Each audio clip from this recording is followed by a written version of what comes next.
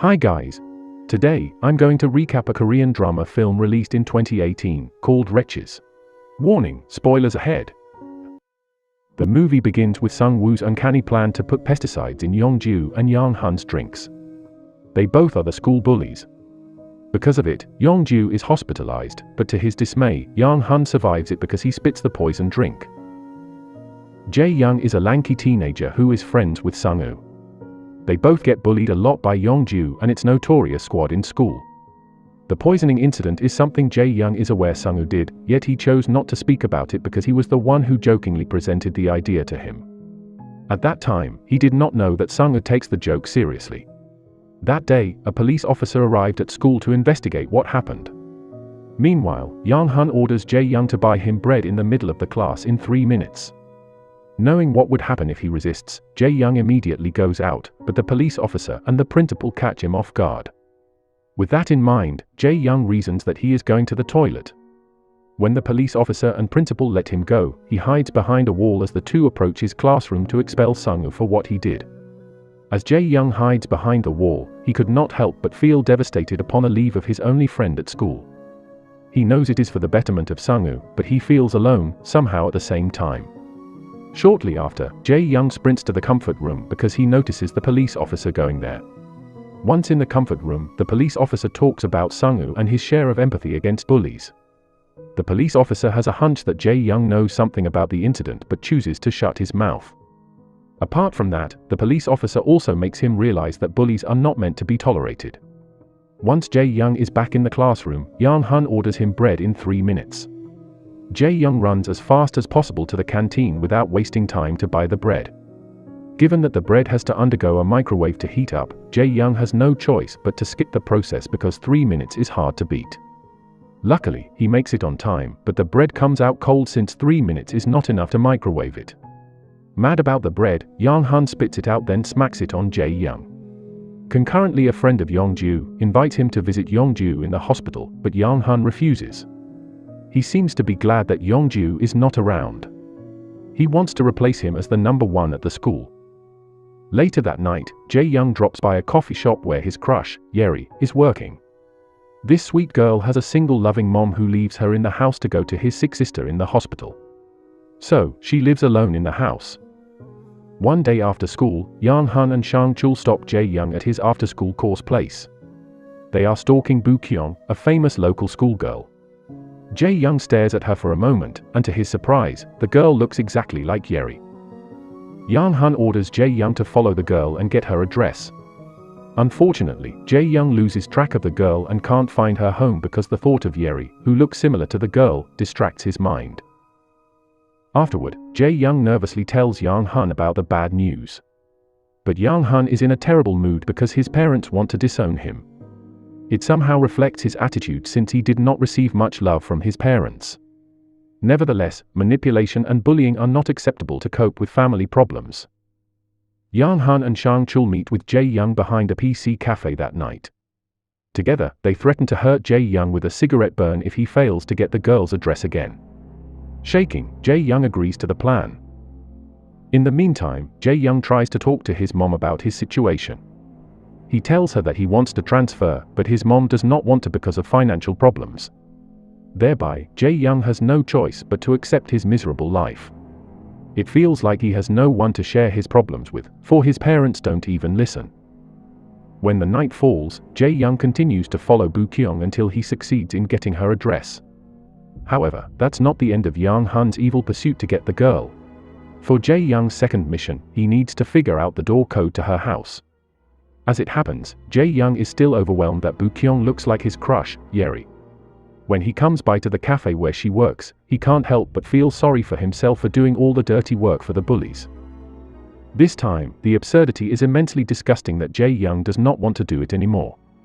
Notwithstanding his perspective, he has no choice but to surrender to Yang-hun because he does not want to get hurt. Consequently, Jae-young tries to deceive Yang-hun and Sang-chul by taking pictures of his apartment's door code instead. When he shows the image to Yang-hun and Sang-chul, they disapprove and want a shred of concrete evidence. Simultaneously, they decide to aim for her panty. Later that day, Jae-young attempts to sneak into Bu-kyung's house to rob her panty. Unfortunately, Baek-Joon's parents come home, so Jae-young hides in a room and immediately leaves the house.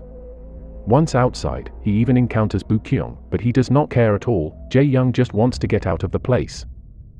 Another day has come, and this is a special day for Jae-young because it's Yeri's birthday. Jae-young spends the day with Yeri, where they go to a bowling center. Once at school, Young-hun aggressively barges into a toilet cubicle to see Jae-young and his phone full of photographs of Yeri. Thinking it is Baek-Joon, Young-hun strips Jae-young, then writes nasty words on his back without letting him explain everything. The next day, Jae-young shows a side-by-side picture of Baek-Joon and Yeri to Young-hun. This time, Young-hun finally believes in him. Since he does not want to buy bread for Young-hun anymore, Jae-young decides to introduce Yeri to him. Later that day, Jae-young buys cake for Yeri to celebrate her birthday again. He plans to make her drunk then introduce her to Young-hun, but he can't seem to do it. Afterward, he postpones the meetup, which makes Young-hun furious. To compensate, he invites Young-hun to the cafe where Yeri works so he can see her personally. In this event, Young-hun formulates a plan wherein Jae-young will pretend it is his birthday to invite him and Sang-chul to Yeri's house. Jae-young is not fully aware of Young-hun's agenda, but he could not say no. Considering the plan, Jae-young goes to Yeri's house, where she invites him in. After that, Young-hun and Sang-chul arrive there to drink alcohol. Later on, Yeri enters her room, for she is already drunk and uneasy with these guys around. Shortly after, Young-hun and Sang-chul force Jae-young out to get the full advantage of Yeri. Sang-chul also goes out to prevent Jae-young from calling the police. As it occurs, this is the moment Jae-young fears to happen. Once Young-hun and Sang-chul leave Yeri's house, he comes in only to realize she is weeping so hard. It shattered Jae-young to pieces to hear Yeri like that, but he is too weak to do anything but clean the mess in her kitchen and leave her there. In pursuit of what happened, Jae-young tries to hurt Young-hun, but as expected, it's the other way around because Young-hun and Sang-chul kick him on the floor instead. Luckily, a teacher stops them, so he survives. Later on, Jae-young visits Yeri at the cafe, where he witnesses the trauma she experiences from the assault Young-hun did to her. Simultaneously, a co-worker tries to surprise Yeri, but because of the incident, she freaks out easily. It hurts Jae-young to see her like that, so he instantly leaves the place. When the night arrives, Young-hun and Sang-chul decide to assault Yeri again in her house. But instead of her, it's Yeri's mother who's in there. Seeing the two guys go to her house late that night, Yeri's mother can't help but cry on the floor, knowing her daughter is most probably molested. The next day, the police officer interrogates Jae-young about Yeri's case, but he does not tell the truth. On the other hand, Young-hun and Sang-chul see the incident and fear that Jae-young will tell the police officer what happened at Yeri's house. Concurrently, the police officer warns Jae-young about revenge and its consequences, but he chooses to ignore it. Since Jae-young did not tell the truth, Young-hun and Sang-chul plan to consider Jae-young as a friend this time. Jae-young even invites Young-hun to dinner with his parents to celebrate their friendship. But behind all of that, Jae-young has a plan to take revenge for Yeri and himself. At this point, Young-hun shows Jae-young a video of him assaulting Yeri on her bed. Jae-young can't even finish the video because he is extremely disturbed by the content. Considering the situation, Jae-young comes over to Sung-woo's new school to tell him about his situation. Talking with an old friend gives him the courage to execute his plan.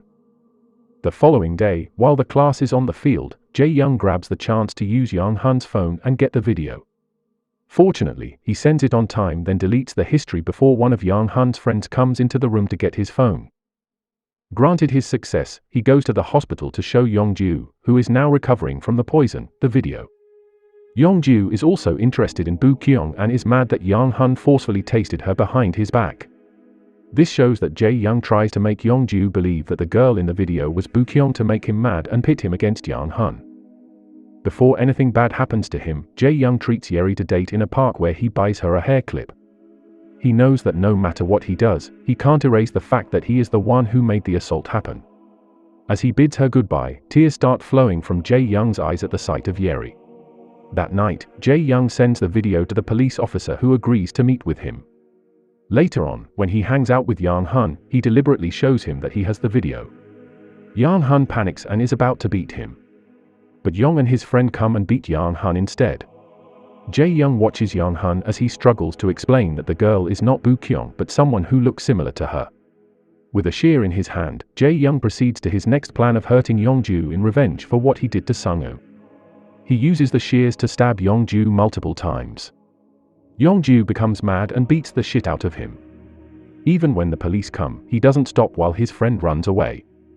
This becomes a good opportunity for Yang-hun to run away too. However, Jae-young decides to follow him, for he is not done with his plan. When he corners Yang-hun, Jae-young points the blade to Yang-hun's throat. But he chickens out and points it to his own throat instead. He slit the side of his neck, which makes Yang-hun scared, then runs away. Jae-young wants to kill himself, but an image of Yeri appears in front of him, making him stop. Unfortunately, Yong-ju's friend shows up and knocks him off with a hard rock. Blood flows from his head, but the police officer arrives in time to save him. The movie ends with Jae-young's dream of him and Yeri lying in a meadow, happy together. When he wakes up, he is on a hospital bed, alive and ready to face not only the world but the ones who made his life miserable, the Wretches. Don't forget to subscribe and like the video. Thank you for watching, and as always, see you next time.